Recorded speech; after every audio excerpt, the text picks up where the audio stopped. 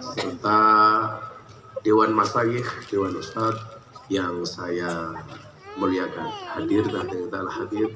Jazakallahu khairan. Para pejabat yang berkenan hadir, ono pejabat orang ini. Ada Pak Kapolsek, Pak dan Ramil, Camat, Pak Lurah RT RW yang saya hormati, segenap panitia pengajian dalam rangka 1 dekade 10 tahun ya. Tepuk tangan untuk Pondok Pesantren Al-Fiyah.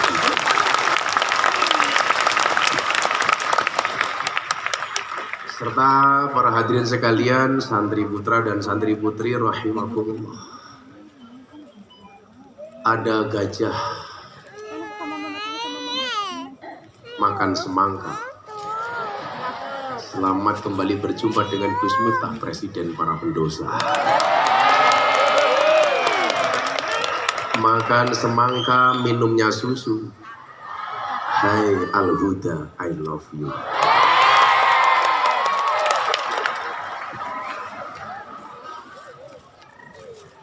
Bersyukur malam hari ini atas paksaan Pak Kiai Usman dengan sangat meminta beliau datang ke pondok saya.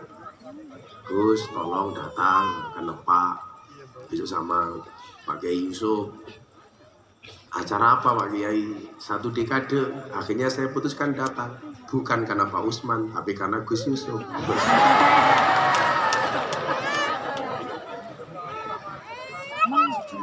Tentunya dalam rangka tahadus bin ni'mah. Bagaimana kita diajarkan wa amma bi ni'mati rabbika fahadis.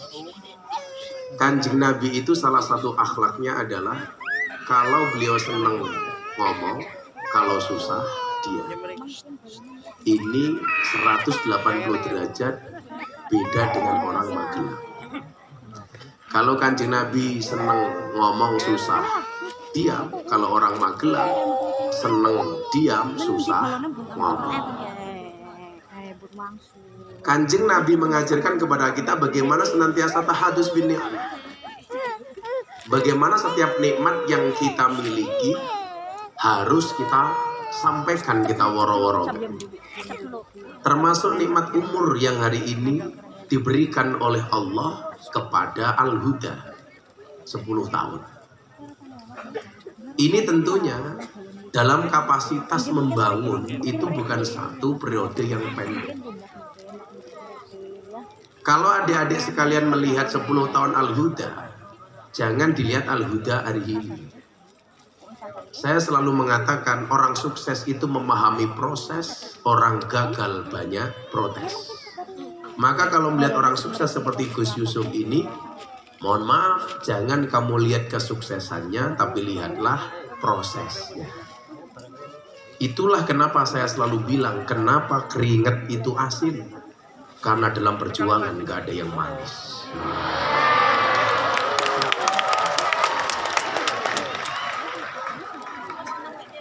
10 tahun perjalanan Al-Huda tentunya banyak suka dan dukanya. Dan ajarannya cuma 2. Kalau suka kita bersyukur, kalau duka kita bersabar. Kan urip memang hanya itu. Kalau seneng bersyukur, kalau susah bersabar. Makanya saya selalu bilang, sunahnya itu cewek cantik itu seharusnya menikah dengan cowok yang wajahnya jelek. Sehingga besok suami dan istri itu masuk surganya karena syukur dan sabar. Suami masuk surga bersyukur karena punya istri cantik. Nah, istri masuk surga karena bersabar duwe bojo merongos gitu. Makanya adik-adik yang cantik-cantik ini siap-siap besok suaminya. Dan ini kabar baik untuk santri putra yang merasa merongos.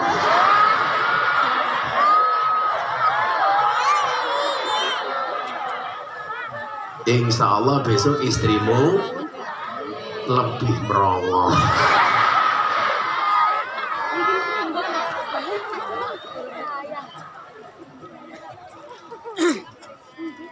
Proses yang kita lalui tentunya tidak akan mudah. Wa mal ladzatu illa ba'da ta'am. Gak ada kelezatan kecuali setelah bersusah payah. Kalau hari ini kita melihat kesuksesan panjenenganipun Gus Yusuf Hudori, insya Allah calon gubernur Jawa Tengah.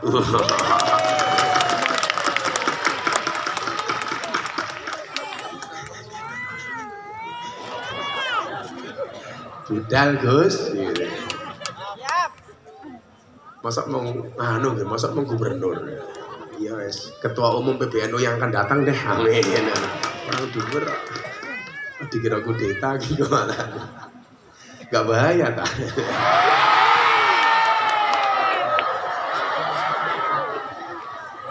Pak Usman langsung jawab cuaks. Pelan-pelan Pak Sopir.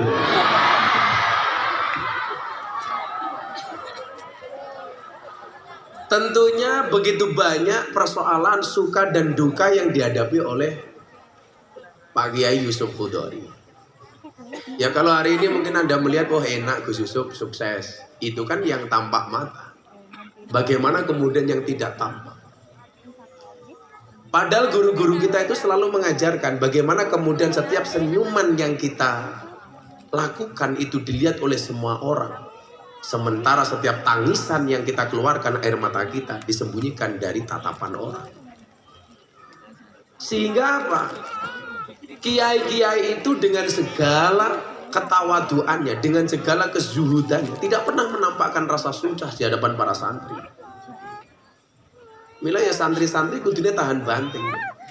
Kalau kemudian santri itu dikatakan santri S-nya itu adalah salikun ilal akhirah, ya bagaimana kemudian kita tahan banting? Kita lihat bagaimana seorang Imam Syafi'i ketika ngaji di Mekah kepada Imam Abu Uyainah. Sudah bertahun-tahun ngaji sama Imam Abu Uyainah. Baru setelah sekian lama degannya baru datang.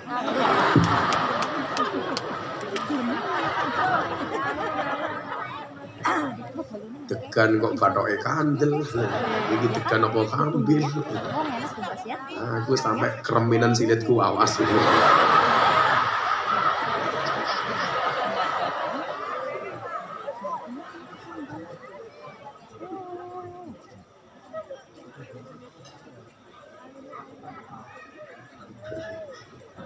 Masih ada lagi?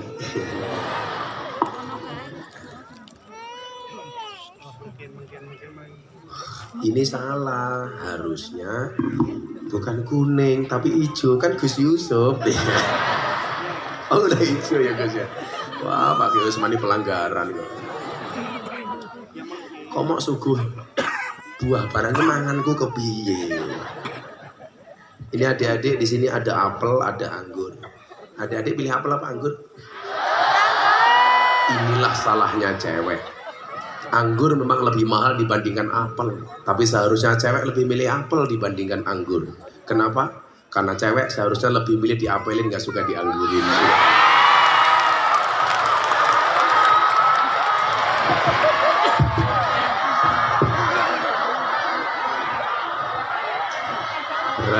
Berat.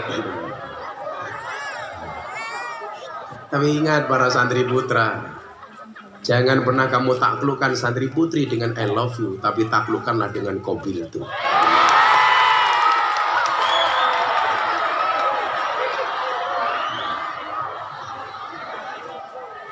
Kamu boleh menyebut namanya di dalam doamu, tapi kamu tidak boleh kecewa kalau dia bukan takdirmu.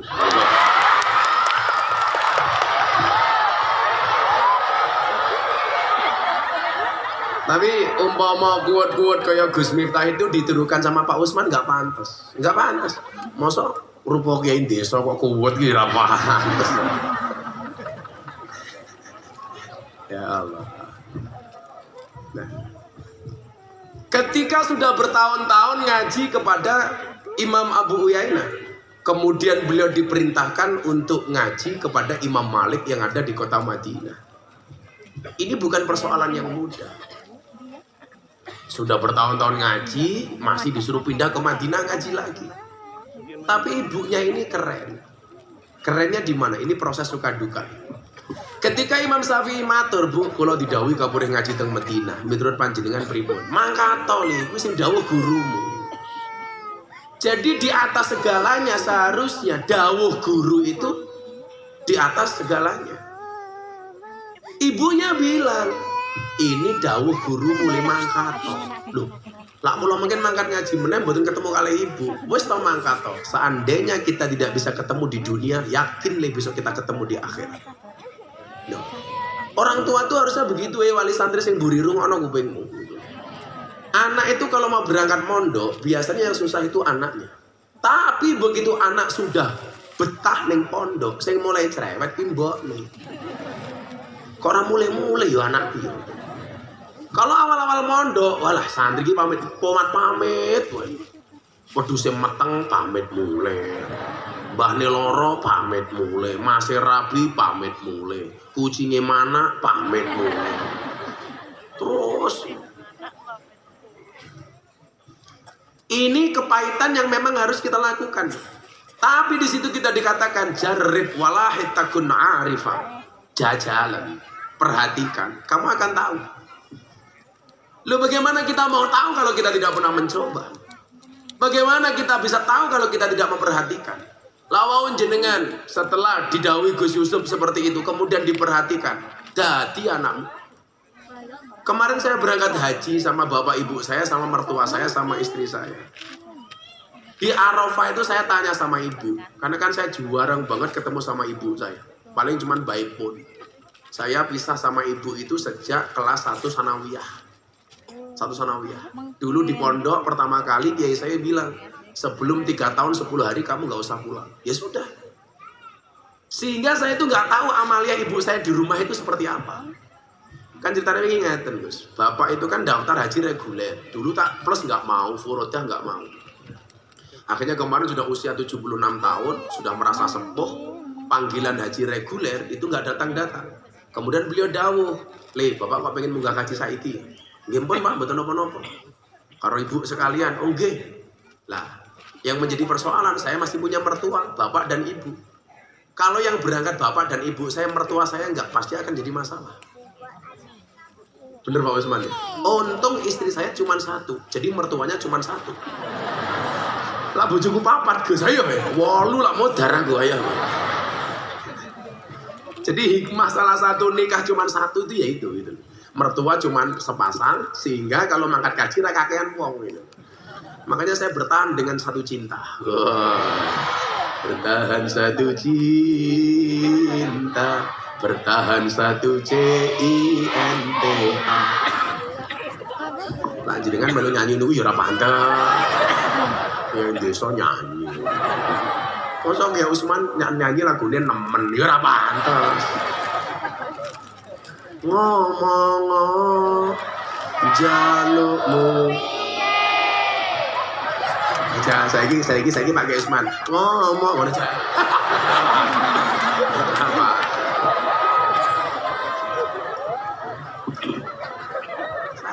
Ya niku wae falikuli sayen pak-pakon nggih bener. Kabeh ki pak-pak dhewe. Lah kaya kalau kula dituntut ngalim kaya Gus Yusuf ya. Baina sama wasumur sakaduwen. Tapi lah Gus Yusuf kan melu-melu kula blusukan teng sarkem ya abot.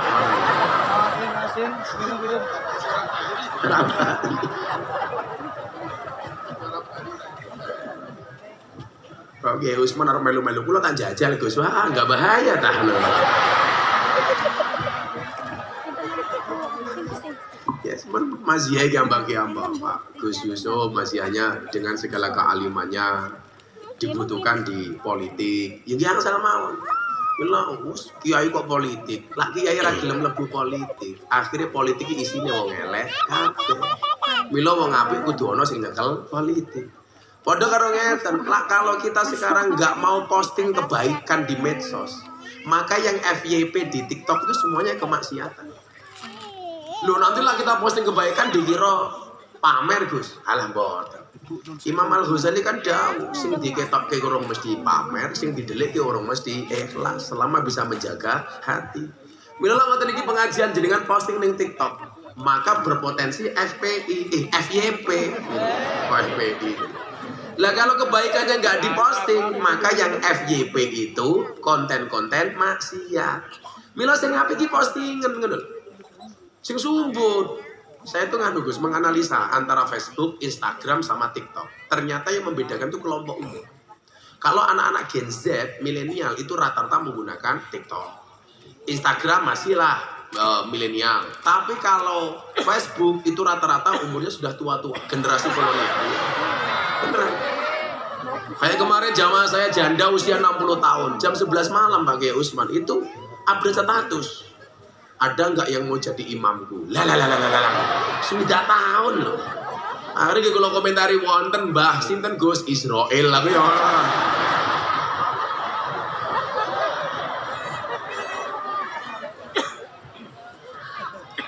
Insyaallah. Jadi jarib walahid takun arifan. Dijajal tenanan. Ya manuto itu. Itulah yang kemudian menjadikan seorang Syafi'i sukses. Berangkat ke Madinah ngaji kepada Imam Malik. Dari Madinah kemudian Imam Malik, Imam Syafi'i itu pindah ke Baghdad untuk mensyiarkan ilmunya. Bertahun-tahun nggak pulang. Alasannya apa? Karena nggak didhawuhi sama ibunya untuk pulang. Orang ini mulai dok. Kenapa ibunya nggak dawuh?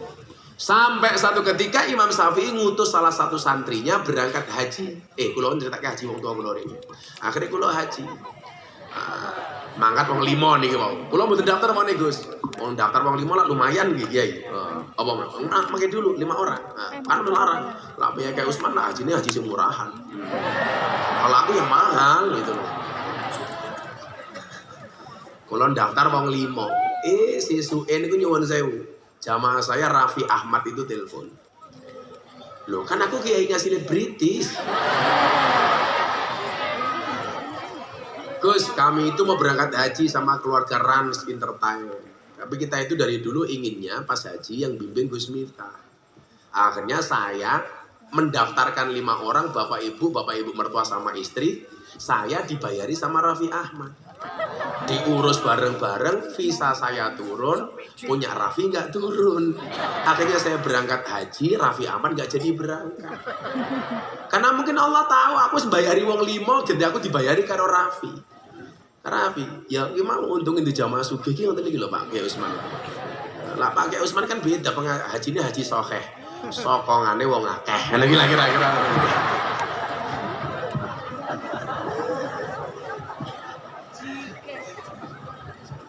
Gusnya tindak, ya monggo Gus. Lah jenengan teng mriki kula mungkin misuh ya ora pantes. Matur nuwun Gus iki, matur nuwun Gus. Matur nuwun. Monggo Beb. Apa kabeh mudune ora apa-apa kok. Aku ikhlas aku.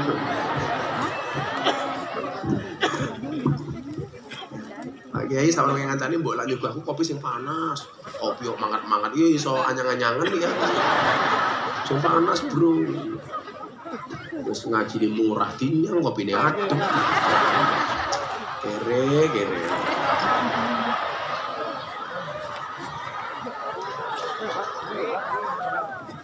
Ya Allah, shallu ala Nabi Muhammad. Kopi panas. Bila perlu digawa sak kompore lah ya ora apa-apa. Mulai gue seluruhan tuh, lo cerita kali Gus Yusuf. Gue lagi siang wau diundang teng Jakarta, teng gedung proklamasi, deklarasi Pak Prabowo Presiden. Kulo kelingan orang ngaji di Magelang, tak tolak Jakarta, moro ning Magelang. Ayo kurang apa cintaku padamu? Ada teng Jakarta, no Pak Prabowo, no Caimin. Ono Pak Erlangga, amplopnya jelas.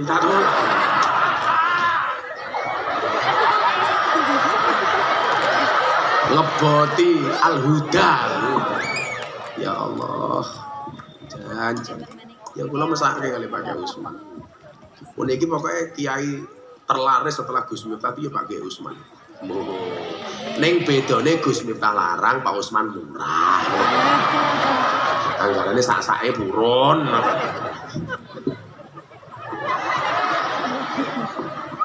Ya sabar ge, wong amplope tipis ya sabar.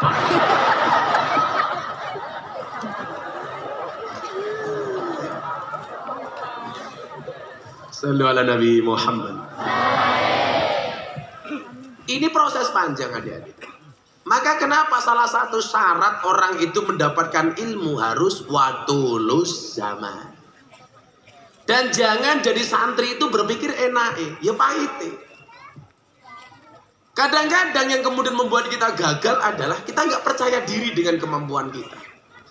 Apa? Insecure, underestimate, kurang percaya diri. Kalau ini jelas kayak PD, apa? Peteng dedet. Kita nggak percaya diri. Loh. Bagi saya orang terlahir dengan potensi masing-masing. Orang nggak percaya diri itu keberhasilan setan menggoda manusia dalam bentuk alladzi yuwaswisu fi sudurin nas minal jinnati wan nas. Jadi orang nggak pede itu bagian dari provokasi setan, Pak. Wes kowe iki cah cilik, kowe iki rupamu elek, kowe iki merongos, sing mancung mung untumu, kowe iki ning kelas goblok dhewe. Itu yuwaswisu fi sudurin nas yang sengaja dilakukan oleh setan yang jenisnya apa? Minal jinnati wan nas, dari golongan jin dan jun gitu. Sehingga kita kadang-kadang nggak percaya diri. Wah, encen ning kelas aku goblok dewe, aku ning kelas anake wong melarat dewe, aku ning kelas goblok dewe ra iso dewe. Kita nggak percaya diri, Pak. Lah, salah satu yang kemudian Allah anugerahkan kepada saya itu apa? Saya punya kepercayaan diri yang luar biasa. Sehingga nyuwun saya itu nggak pernah grogi ketemu siapapun. Besok itu Oktober pakai Usman, saya sudah dapat 2 undangan. Satu hari Sumpah Pemuda dengan 16.000 milenial bersama Pak Jokowi yang ceramah Gus Miftah. Wow. Lah Pak Usman ya diundang camatnya wis apik gitu. Yang kedua acara Forum Investor Daily Summit 2023 bersama Pak Jokowi dan investor dunia. Sing ngaji sapa? Sing ceramah ya Gus Miftah. Mila mungkin cah nom NU sing paling sering diundang ceramah di hadapan Pak Jokowi itu ya Miftah. Ya aku ganteng sih. Aku ki njaluk kopi ra tisu goblok.